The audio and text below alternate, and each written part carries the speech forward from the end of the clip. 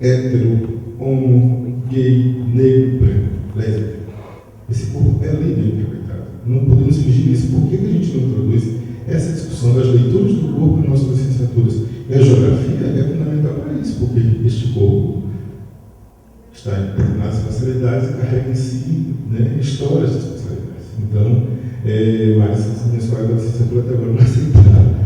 Faço isso em oficinas, né, porque acho que também a gente tem que ter muita formação e cuidado para não fazer o que não foi intenção da Juscelina, mas que acontece a pessoa que passa do limite, que se sente mal e que consegue. É claro que e tem algo das pedagogias críticas que eu acho que a gente tem que incorporar as discussões de gênero, raciais, de sexualidade, que é a ideia de que o conflito está na sociedade, portanto a gente deve reconhecer.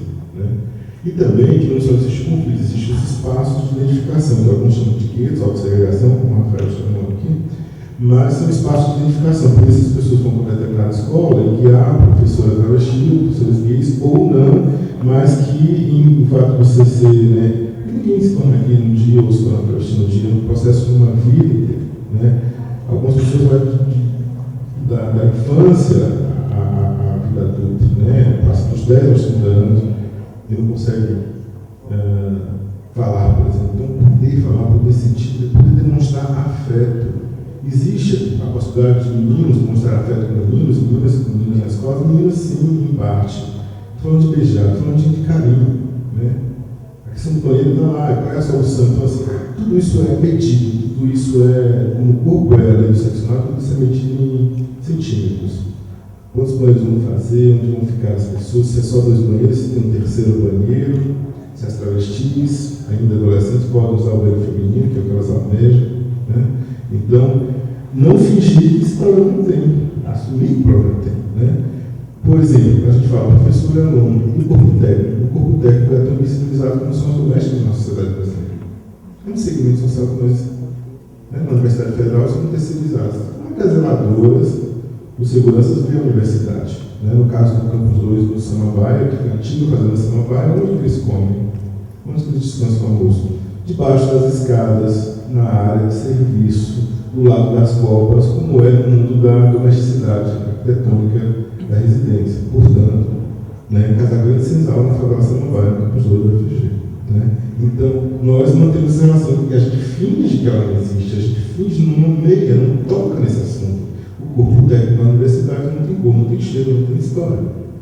E não existe universidade sem esse corpo técnico, muito menos sem o corpo técnico das escolas. Né? Às vezes a gente não tem a professora negra na escola, mas tem as BNTs, né? Delatoras e outros funcionários. Como elas vêm na escola? Né? Minha irmã é coordenadora pedagógica na escola, trabalhava num colégio particular que tinha uma auxiliar de pedagógica que era indígena, né? Do grupo indígena do Ceará. Então ela só era vista no dia do índio, que ela tinha que pousar de índia naquele dia, o resto do dia a indianidade dela não importava o seu saber, o seu conhecimento. Né?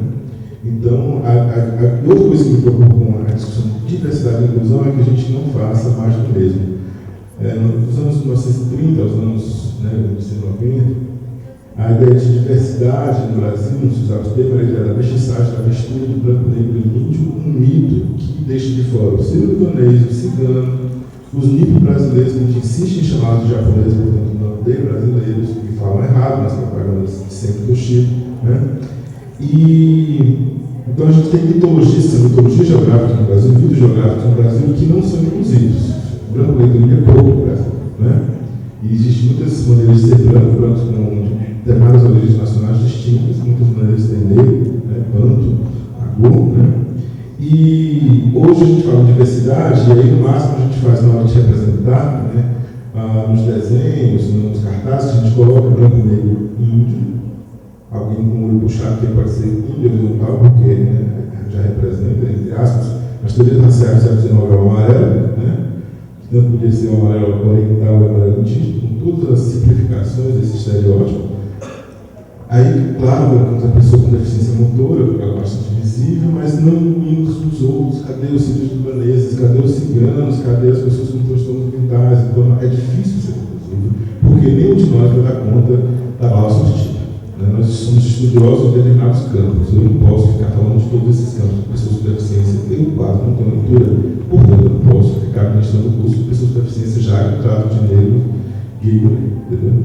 Né? Então, assim, o campo da diversidade, agora a gente abre as portas, as 1001 portas da diversidade, e reconhece que elas já existem quem possa falar. Por isso que a cobrança de que a pessoa do campo dos estudos, né, LGBT, se não for gay ou lésbica, que declare sua sexualidade. Dos estudos de relações raciais que se colocam em algum momento na vida como negro ou branca, né? De uma orientada que é branca, que estuda as trajetórias dos movimentos negros, ela não teve nenhum problema quanto a isso. Mas ela sabe que é porque ela está num grupo que é de maioria negra, que tem um professor, que é do movimento negro, e que ela está nesse circuito de produção, né?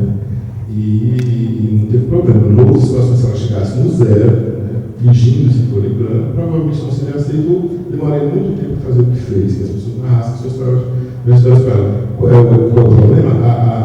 A questão metodológica é que a interlocução ela é dada por esses encontros que a José falou aqui, né, as nossas corporeidades, as nossas histórias de vida, as nossas histórias de classe social, de condição social.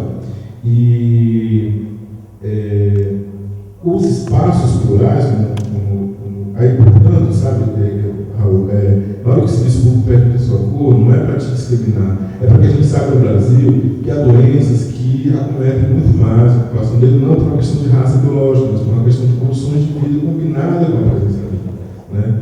E aí a gente precisa desse diagnóstico, que os setores de saúde estão fingindo que ele não existe, fingindo que, né, problemas de miomas, problemas de hipertensão, problemas de anemia falciforme atingem muito mais o negro, como alguns querem, é uma palavra complicada, afrodescendente, né? Todos nós somos, de algum modo. Então, a ideia é que isso seja colocado, mas não é uma ideia de confinar. Agora, o gueto existe, os guetos com espaços de emancipação existem. O professor Paulo César Gomes, em Condição Urbana, ele diz que quanto mais existir espaço da diferença de negros, de índios, de mulheres, reduz o espaço público. Eu discordo profundamente. O espaço público também é contido por esses espaços da diferença, né? Nunca exclusivos no Brasil, porque não há bar gay no Brasil, boate que não estejam héteros. Não há espaços negros que não há os brancos e brancos estão presentes. Então, são espaços de identificação, como de algum modo reconhece a Ana Fanny Carlos no seu capítulo sobre o gueto, no único lugar no mundo. Então, são espaços que existem, portanto, não vamos fingir que eles não existem, não gostamos deles, que não podemos criá-los nas escolas ou nas universidades. Portanto, tirou, porque talvez um dia mereça ser discutido nas escolas, por exemplo. Porque já discutimos o dia da consciência negra, não é? Redefinir o dia do índio para além da produção do índio de estereótipo, porque ainda acontece muito isso, a reprodução de um índio de estereótipo, não um índio, né, de carne e osso, ideias, conhecimento do norte e sul do Brasil. Mas talvez um dia o bagulho tem que ser discutido na escola, porque não podemos fingir que a partir dos 10 anos, por exemplo, né, chega aqui nas nossas escolas, pessoas de todas as idades, mas assim, né, nos cursos em geral, nós estamos despestindo até os 18 anos, um pouco mais, um pouco menos, e que parte delas são gays. Já sabem do seu desejo, pelo menos não precisa se nomear, mas qual é a imagem que a gente tem que elas têm, né? Porque senão nós vamos continuar no espaço confinado que a gente usa no espaço do armário. O armário é sufocante. Uma pessoa me perguntou assim: como é que eu faço para um rapaz, como é que eu faço para combater o machismo? E uma outra mandou uma pergunta que ela não conseguiu fazer a pergunta em público, que ela era lésbica e vivia no armário, trancafiada, armário é metáfora do closet, né, da palavra. E aí eu disse para essa menina que eu falei o seguinte: olha, você não pode sair do armário agora, você tem que ficar, você faz um furinho para respirar, entendeu? Coloca a luz, amplia o seu armário, chama, né, algumas pessoas e faz uma festa. Enquanto você não puder sair, você vai, né, como disse o Alemar Souza na pesquisa que nós fizemos, sair do armário para a boate. Boate às vezes é caixa, você sai de um espaço fechado para um outro fechado, e ali você vai viver, né, um pouco dessa sua vida, beijar na boca, entendeu? Né, que é algo maravilhoso, né, beijar a sensibilidade, que por enquanto a sociedade não permite isso, né, ao limite do encontro dos corpos em público. Pessoas heterossexuais podem tocar na mão, beijar na boca tranquilamente, contanto que não queiram, né, se atracar e fazer, né, sexo em público, mas pessoas que não podem esse mínimo de afeto, que é pegar com a mão, beijar na boca, né? Então, viva isso do armário para outro espaço fechado, para outros espaços próprios, né? Para o rapaz, eu disse assim: olha, a forma de perceber o sexismo sexismo, machismo, né, como homem, é fazer uma releitura do que significa gênero na nossa vida, do que significa sexualidade, né, de como a gente foi criado para vestir roupas retas, masculinas, roupas curvas, femininas, né, o mercado se apropria disso, a política se apropria disso, nossa vida pública é marcada por uma distinção muito, né, fechada do masculino e feminino, e tente também, se você se sentir em condições, de começar a questionar entre os homens isso, né? Porque é muito fácil um Nutrix, e agora já sou diferente, ele não entra no campo do discurso, que é um campo nosso, nós somos, né, da educação, então, da fala pública, esse é o nosso campo, conversar sempre, argumentar sempre. Tem dia que a gente não quer, né? E tem coisa que a gente não quer falar, né? Por quê? Então, né, então esses assuntos não são mais assuntos de poucas pessoas militantes e impertinentes, são assuntos nossos, são assuntos que estão aí para falar de processos de desumanização, como sexismo, racismo, homofobia, para que a gente abra os espaços da humanização, de se tornar pessoa. Então, é um eterno discutir, é um eterno falar, é um eterno conversar. Uma das coisas que tornou o ser humano foi a fala, a linguagem. Né? Portanto, alguns grupos querem falar, não querem mais que alguém fale sobre. Né? Nós hoje temos um discurso sobre as travestis. Né? Quando é que elas viram aqui falar? Né? Claro, a Ju tem essa experiência. Eu já tive experiência de vez com uma transexual, ex-aluna ou com uma travesti. Mas são experiências ainda da exceção. Né? Da exceção, porque nós praticamos as separações, não são os outros que praticam, algum neonazista que pratica.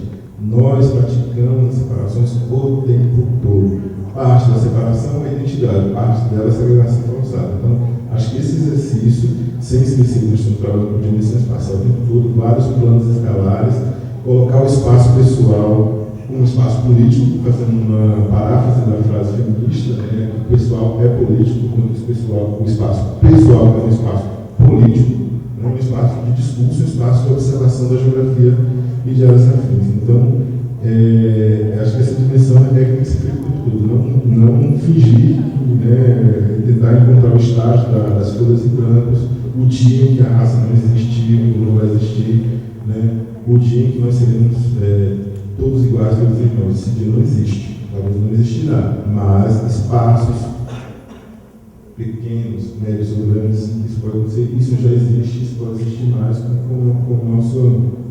nossa intervenção, a carne qualificada, um debate qualificado, um debate com coragem, um debate com franco a esse respeito. É isso. Bem, meu nome é Dorbes, eu sou orientadora acadêmica do curso de Gênero e Diversidade na escola. E uma das coisas que nós mais temos dificuldade é quando as nossas cursistas colocam os seus conflitos dentro da sala de aula, mas principalmente os seus conflitos com outros docentes. Então, assim, o nosso curso, nós trabalhamos muito com reflexão, com discussão a respeito da prática pedagógica. E dentro dessa prática, nós analisamos a nossa própria vida, né? Porque é uma transformação de postura, é uma transformação de pensamento, né, professora? Nós temos que aprender a entender a nós mesmos para poder ver o outro, senão não adianta, né? Estamos perdendo tempo. Então, e à medida que elas vão fazendo o curso, elas vão se atentando a esses detalhes, a se enxergar a si própria, para poder tentar e fazer uma transformação de criança na sociedade, trabalhar com os alunos. Mas o que nós vemos é o conflito que os nossos cursistas têm com os seus próprios companheiros, com os próprios docentes da escola. E isso me fez pensar, porque elas ficam muito motivadas no decorrer do nosso curso em fazer alguma coisa na escola, sabe? Em modificar a sua prática pedagógica, em conversar com o coordenador, com o diretor. Só que elas encontram o empecilho dos seus próprios companheiros terem a dificuldade de enxergar o outro como a si mesmos. E essa questão é muito delicada. Por quê? Porque nós tratamos com pessoas que têm seu próprio modo de pensar e já são adultas e são formadas, né? Isso me fez pensar da seguinte forma: não seria a hora da academia rever esse conceito de gênero, interdisciplinaridade e colocar dentro da sua disciplina didática, nos cursos de licenciatura. Porque não adianta o governo colocar nos PCMs a respeito de que o professor tem que trabalhar com gênero, tem que trabalhar com diversidade, sendo que o professor não se sente capacitado para isso. Não adianta, porque o professor não se vê trabalhando com isso. Nós não estamos lidando com cadeira, com mesa, nós estamos lidando com gente. E gente é informação. Gente que depende do nosso ponto de vista, que acredita em nós. Então, eu fiquei pensando isso, sabe, diante dos conflitos da minha turma de Tumbiara, algumas delas estão aqui, vieram assim, prestigiar o nosso evento. Eu fiquei pensando, não seria hora da academia pensar a respeito disso? E nas suas matérias de didática, colocar a questão do gênero, porque a questão do gênero se constitui e é construída dentro da escola. E aí, então? Eu gostaria que vocês falassem um pouquinho sobre isso, tá bom? Muito obrigada.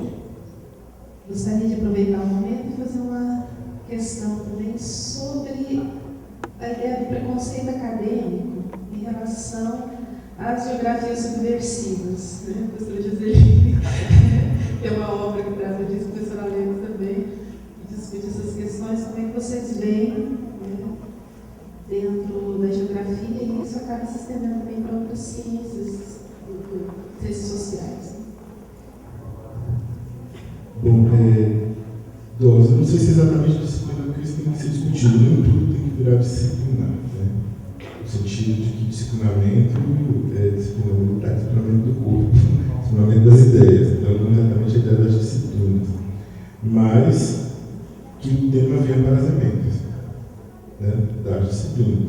Então, eu acho que isso se coloca lá no nosso curso de geografia, tem só nas optativas.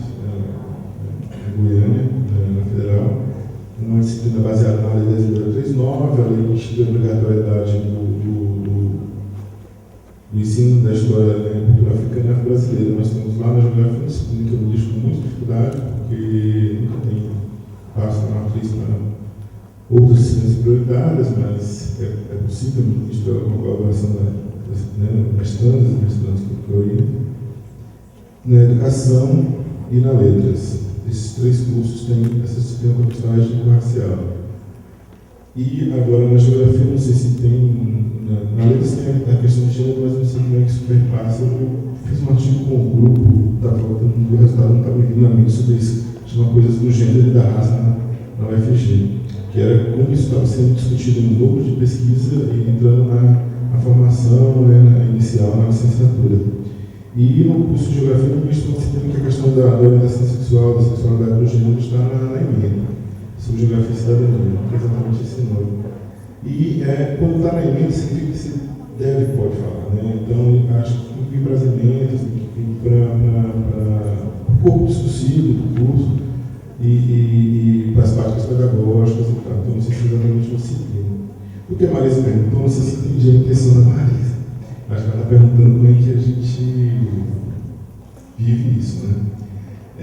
Essas geografias dissidentes, subversivas, transgressoras, estranhas, né?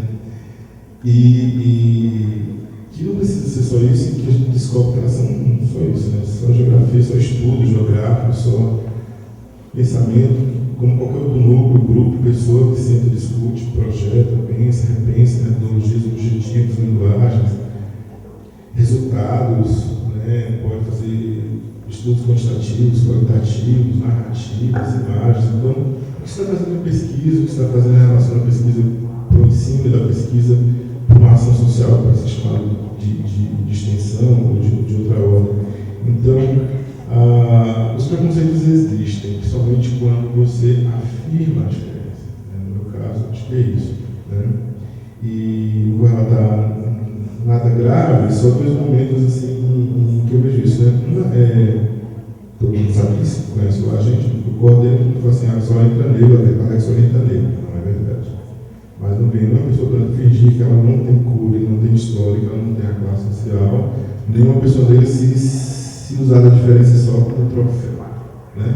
Ou uma pessoa gay, sou gay, ela vai inventar os meninos assim, faz um black power para que se forme uma bolsa para você, né? Deixa o seu cabelo crescer, eles falam isso mesmo, uma linguagem bem coloquial, né? Bem desses marcadores, bem simplórios, né? Simplistas, nossa vida social. E outra coisa que a gente também sofre outro tipo de preconceito, como, né, não precisa chegar a termos de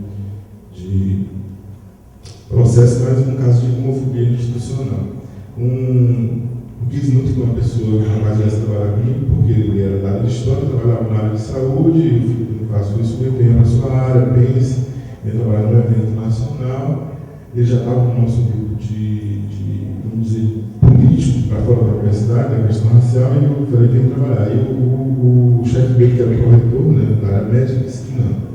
E virou um debate, falei assim, rapaz, você ainda está se achando o máximo sendo disputado por um professor e um proreitor, com as ciências sociais intermediando as disputas. Né? E aí eu consegui